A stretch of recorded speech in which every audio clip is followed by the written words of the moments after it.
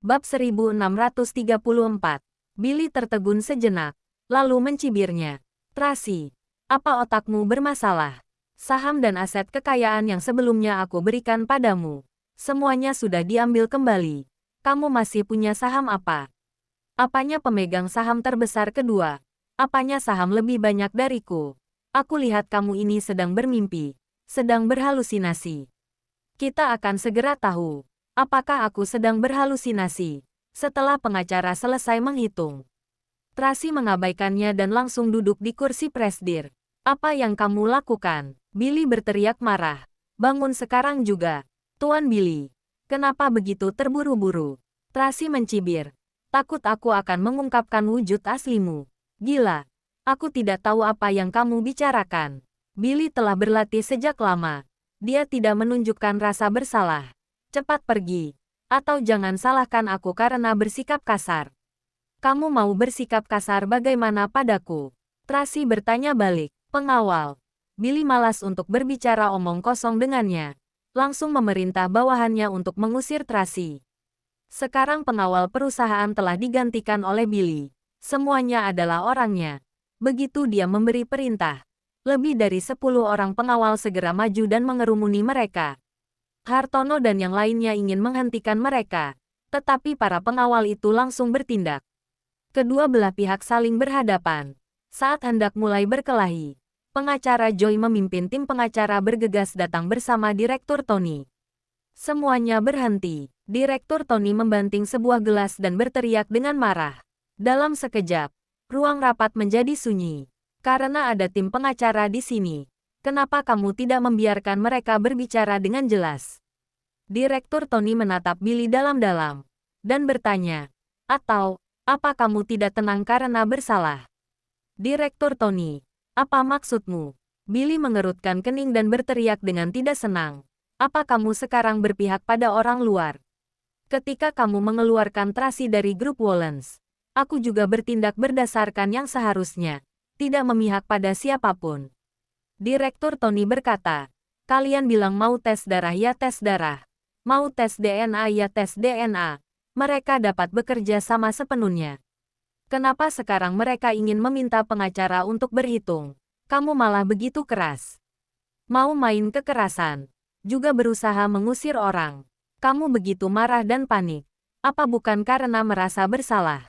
Kamu, Tony benar. Sanjaya juga buka mulut. Ada begitu banyak orang di sini. Tidak bisa memalsukan data juga. Apa yang kamu takutkan? Kalian berdua sudah pikun. Billy tidak bisa menang dari mereka. Dia sangat marah hingga mengertakkan gigi. Semakin dia seperti ini, para dewan semakin merasa aneh. Tiba-tiba seseorang berkata, rasanya Presidir Daniel benar-benar berubah. Sangat berbeda dari sebelumnya. Apa mungkin rumor itu benar?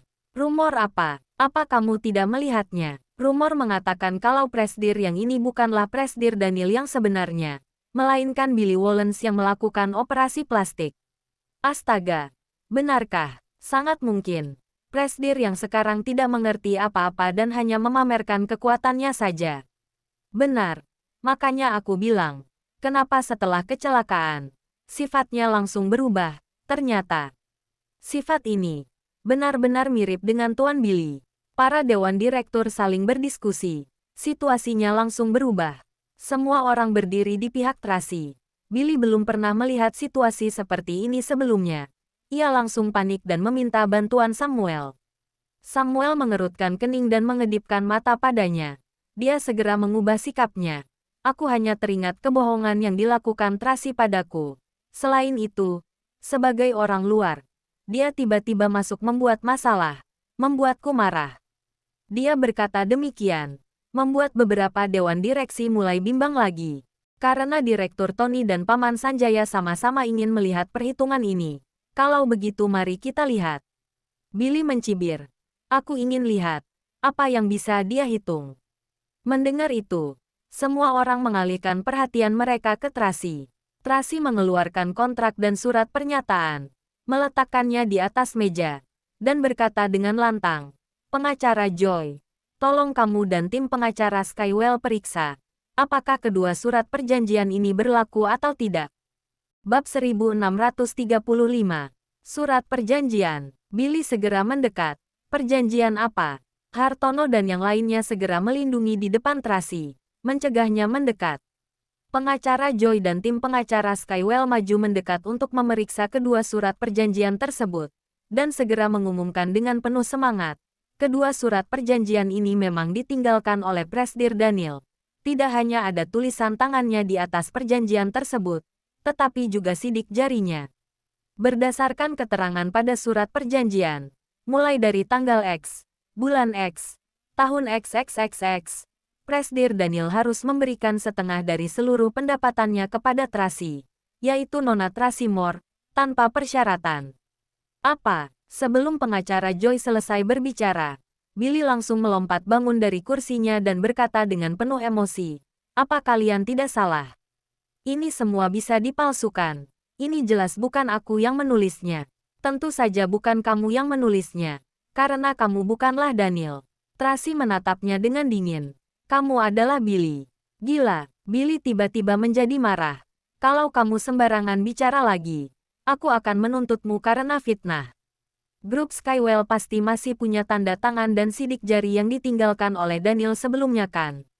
Kalian semua dapat memeriksanya, Tracy berkata dengan lantang. Selain itu, aku ingat Daniel dulu melakukan pemeriksaan fisik setiap tahun. Data sampel darahnya. Harusnya perusahaan ada catatannya. Dia menunjuk ke surat perjanjian pelunasan utang yang ditandatangani Daniel saat itu. Sidik jari di atas perjanjian ini dibubuhkan langsung oleh Daniel dengan darahnya sendiri. Kalian dapat mengambil sampel darah untuk membandingkannya. Mendengar kata-kata ini, Lily sangat bersemangat. Benar, rumah sakit punya sampel darah Presidir Daniel. Aku dapat segera melakukan pemeriksaan darah itu. Kamu telah mengkhianatiku dan bekerja sama dengan Tracy. Apa kami masih bisa mempercayai kata-katamu?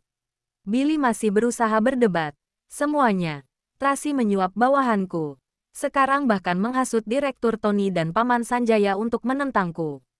Kalian jangan percaya padanya. Para dewan direksi yang hadir saling berdiskusi dan kebingungan. Mereka tidak tahu harus percaya pada siapa. Dilihat dari segi penalaran, Tracy selalu masuk akal. Tapi dari segi perasaan, mereka bagaimanapun juga tidak percaya bahwa Daniel akan mengkhianati perusahaan. Orang di depan mereka jelas adalah Daniel Wallens. Kalau dibilang operasi plastik, itu terlalu tidak realistis dan terlalu dramatis. Mereka tidak tahu harus berbuat apa. Katanya grup Wallens adalah perusahaan besar. Aku tidak menyangka ia akan bertindak begitu sembrono. Pada saat itu, Samuel berkata, masalah aset sebesar itu, dapatkah langsung dibagi setengah hanya dengan 2 lembar kertas? Kalau begitu, sekarang aku juga akan membuat satu. Apa juga akan dibagikan setengah hartanya? Kamu, Tracy menggertakkan giginya dengan marah. Sekarang jangankan tanda tangan dan sidik jari. Bahkan orang pun dapat dikloning dan dipalsukan. Samuel mencibir. Dengan 2 lembar kertas, mau membagi setengah dari aset harta kekayaan. Sungguh hal yang lucu. Sepertinya masuk akal juga. Para dewan mulai bimbang. Cody melihat kanan kiri. Dia tidak tahu lagi harus berpihak pada siapa. Aku membawa dana untuk berinvestasi dan menjadi pemegang saham. Kalian masih mengatakan bahwa aku orang luar. Tidak membiarkanku bergabung dengan dewan direksi. Tapi bagaimana dengan dia? Bukankah dia juga orang luar? Samuel menunjuk ke arah Tracy. Anaknya bukanlah darah daging Daniel. Keluarga Moore juga adalah musuh bebuyutan keluarga Wallens. Dia mengambil setengah aset kekayaan dan menghancurkan keluarga Wallens.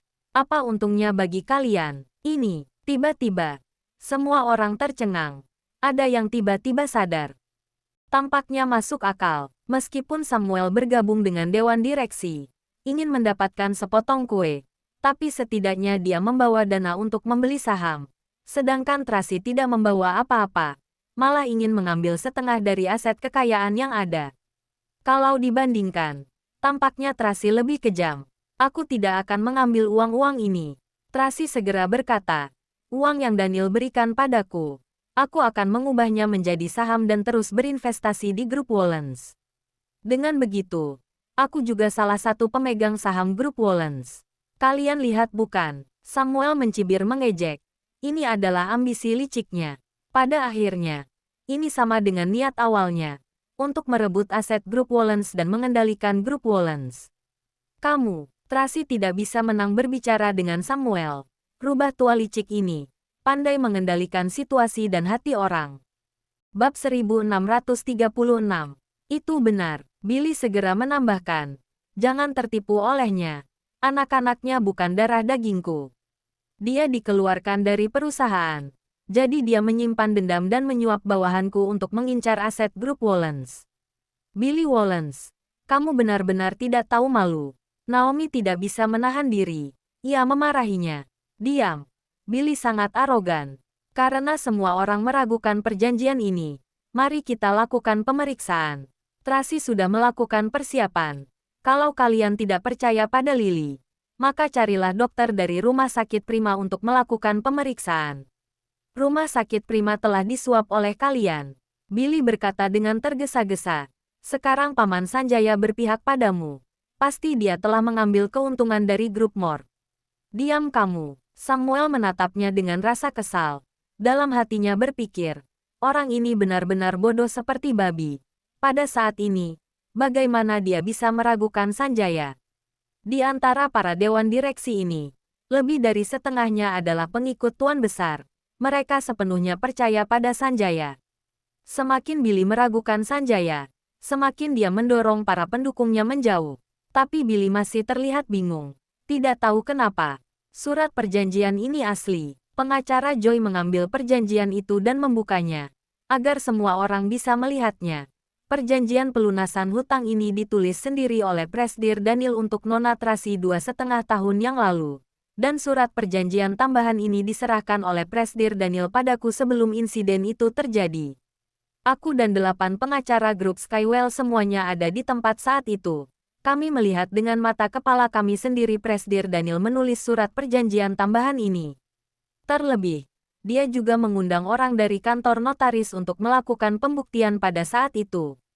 Oleh karena itu, perjanjian ini sudah pasti asli. Tidak mungkin ada kepalsuan.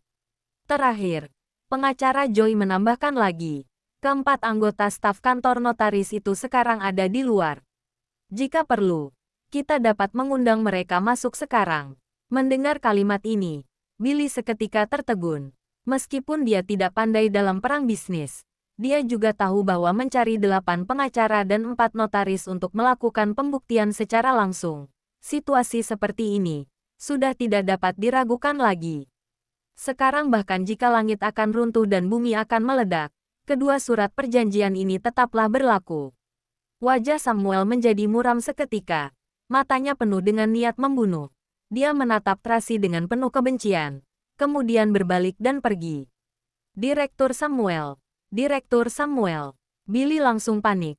Bergegas mengejar dan bertanya dengan suara rendah. Kamu pergi. Aku bagaimana? Daniel Wollens. Sungguh luar biasa. Samuel menggertakkan giginya dan berbisik. Aku tidak menyangka orangnya sudah tidak ada. Tapi ternyata ia masih menyimpan sebuah kartu AS. Kalau begitu, tidak ada ruang untuk membalikkan kondisi ini. Billy panik. Kalau begitu kayu sudah menjadi perahu. Keadaan ini sudah tidak bisa diubah lagi. Samuel berkata dari sela-sela giginya. Tutup mulutmu dan berhenti bicara. Kalau begitu, Billy masih ingin mengatakan sesuatu. Tapi Samuel sudah melangkah pergi. Billy mengerutkan kening. Dia kebingungan. Dia memikirkan berulang kali apa maksud Samuel. Mungkin hal ini sudah tidak dapat diperbaiki lagi. Menurut hukum, dia hanya bisa membiarkan Tracy mengambil aset bagiannya. Untungnya, grup Wollens sudah berdiri sangat lama. Jadi seharusnya membagi seluruh keuntungan Daniel selama 2,5 tahun tidak akan terlalu banyak. Dalam hatinya masih ada sedikit rasa syukur. Dia kembali ke ruang rapat, memegangi dahinya. Ekspresinya terlihat meyakinkan. Setelah aku sakit, aku benar-benar jadi pelupa. Sekarang sudah terbukti bahwa surat perjanjian itu benar. Dia tidak dapat menyangkalnya lagi.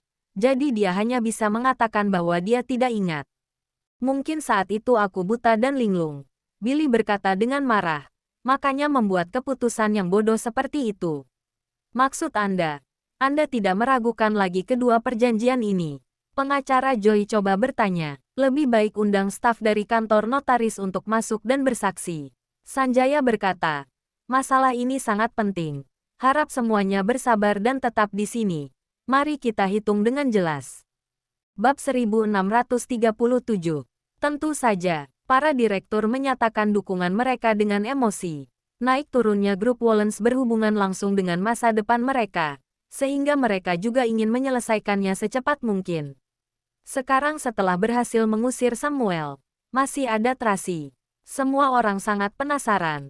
Berdasarkan perjanjian itu, berapa banyak uang yang akan diambil oleh Tracy? Apakah dia benar-benar tulus melakukan ini untuk keluarga Wollens? Atau dia mencoba untuk menggelapkan aset keluarga Wollens untuk keuntungan pribadinya sendiri? Winnie, panggil orang-orang dari Departemen Keuangan. Minta mereka datang ke sini, perintah Direktur Tony. Baik, Winnie segera memanggil Departemen Keuangan Grup Skywell. Pertama-tama Departemen Keuangan menghitung jumlah uang yang sesuai dengan perjanjian dengan pengacara Joy dan yang lainnya. Kemudian menyelesaikan semua pendapatan yang telah dialokasikan untuk nama pribadi Daniel selama 2 tahun 9 bulan. Belasan orang yang ada di ruang rapat melakukan perhitungan di hadapan semua direktur. Para direktur menunggu dengan cemas. Hati mereka dipenuhi dengan kekhawatiran. Billy duduk di samping, mengerutkan kening. Dia tampak gelisah dan terus melihat jam tangannya. 1 jam berlalu, 2 jam berlalu. Departemen Keuangan masih melakukan likuidasi. Pada saat ini, Billy mulai berkeringat. Dalam waktu 2 jam mereka masih belum mengetahui berapa banyak uang yang diperoleh Daniel dalam 2 tahun terakhir. Sepertinya ini benar-benar jumlah yang sangat besar. Bahkan jauh lebih besar dari yang dia bayangkan. Dan pada saat yang sama, pemegang saham lain juga menyadari hal ini, membuat semua orang menjadi gugup.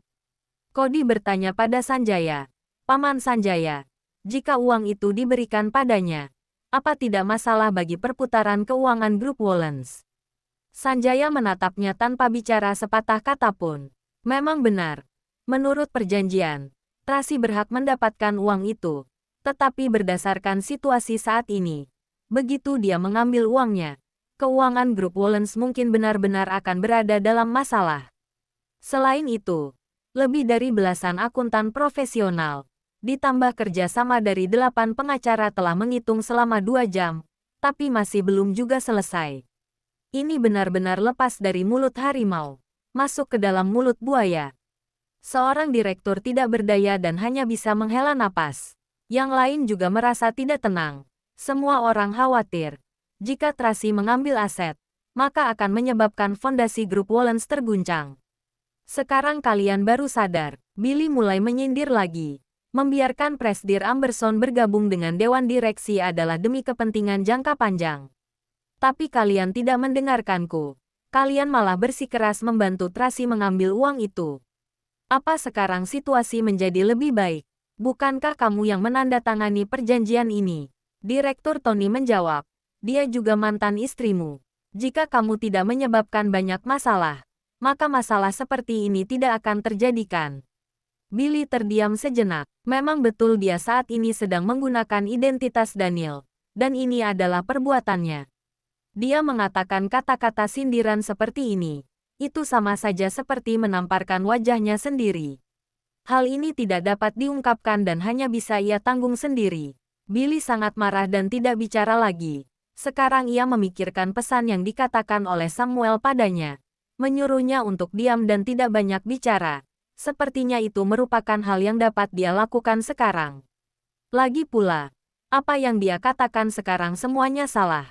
Ketika sedang berpikir, Samuel menelepon. Billy segera melangkah ke samping menjawab teleponnya. Halo. Bagaimana? Sudah selesai menghitungnya. Berapa? Samuel sangat penasaran. Masih sedang dihitung. Billy melirik orang-orang itu. Kemudian dia mengerutkan kening. Setiap orang 1 komputer dan 2 telepon. Itu semua digunakan untuk menghubungi bank. Sekarang sudah 2,5 jam berlalu. Dan mereka masih belum selesai menghitung pendapatan selama 2 tahun lebih itu. Sebenarnya ada berapa banyak? Belum selesai. Samuel di ujung telepon bertanya dengan sedikit cemas. Aku baru saja menyuruh seseorang untuk memeriksa. Sebagian besar pendapatan grup Skywell terpusat dalam 2 tahun terakhir ini. Bahkan bagi grup Wollens, 2 tahun belakangan ini merupakan kejayaan paling cemerlang mereka. Jadi, apa maksudmu? Menurut perjanjian, Tracy mungkin akan mendapatkan sejumlah besar uang. Jika perusahaan tidak punya uang tunai sebesar itu, maka harus dikonversi menjadi saham. Dengan kata lain, dia mungkin benar-benar akan menjadi pemegang saham terbesar kedua grup Wollens. Bahkan, sahamnya mungkin akan melampauimu. Bab 1638. Apa? Billy terkejut. Sebelumnya Tracy pernah mengatakan itu. Dia pikir dia sengaja melebih-lebihkan hanya untuk menakutinya. Tetapi sekarang setelah mendengar kata Samuel, dia baru menyadari bahwa yang Tracy katakan itu mungkin besar memang benar. Dia tidak berani menerima kenyataan ini. Jika dia tahu lebih awal, tidak seharusnya dia buru-buru bercerai dengannya. Jika tidak bercerai, apakah uang itu akan menjadi harta milik berdua? Setidaknya dia masih memiliki bagian. Namun setelah bercerai, Tracy ingin mengambil begitu banyak uang. Dan dia bahkan memiliki sebagian besar sahamnya. Sedangkan Billy malah mengalami kerugian besar. Tenang, tahan amarahmu. Samuel menghiburnya. Jangan lupa, kami masih memiliki kartu AS di tangan kami. Kudengar dia adalah putra terpintar Daniel, dan dia akan menjadi pewarisnya di masa depan. Asalkan ada anak itu, Tracy tidak akan berani memilih sembarangan. Benar, benar. Billy menghela nafas lega sambil memikirkan bahwa mereka masih memiliki kartu AS. Meskipun di dalam hatinya ia memandang tindakan rendah yang dilakukan oleh Samuel. Namun sekarang dia terpaksa harus mendengarkan perintahnya. Lagi pula, tanpa Samuel, dia sama sekali tidak bisa mengendalikan situasi sebesar ini. Tenang, beritahu aku jika hasil datanya sudah keluar. Baik, dia menutup telepon. Billy menoleh ke belakang. Tim akuntan masih melakukan perhitungan. Dan sekarang sudah hampir 3 jam. Beberapa pemegang saham yang lebih tua mulai sedikit kelelahan. Kemudian mereka beristirahat di sofa. Cody dan yang lainnya masih melihat tim akuntan, dan menunggu hasilnya dengan cemas. Tracy terlihat sangat tenang. Dia menatap ponselnya sepanjang waktu. Dia sedang menunggu kabar. Jika Jeff dan Thomas dapat menyelamatkan Carlos sebelum datanya keluar, maka dia benar-benar bisa mengendalikan keadaan. Namun, jika Carlos masih belum bisa diselamatkan, dia tetap tidak berani mengambil tindakan. Waktu berlalu setiap menit dan setiap detik. Tidak ada gerakan sama sekali pada ponselnya. Tracy tampak sangat cemas. Meskipun semua orang di tempat ini memiliki perhitungan mereka sendiri di dalam hatinya, namun proses menunggu ini membuat semuanya merasa cemas. Dalam sekejap, setengah jam berlalu, orang-orang di departemen akuntansi akhirnya berhenti, dan semua orang melakukan pemeriksaan statistik terakhir. Semua orang segera berkumpul dan menunggu untuk melihat hasil akhirnya.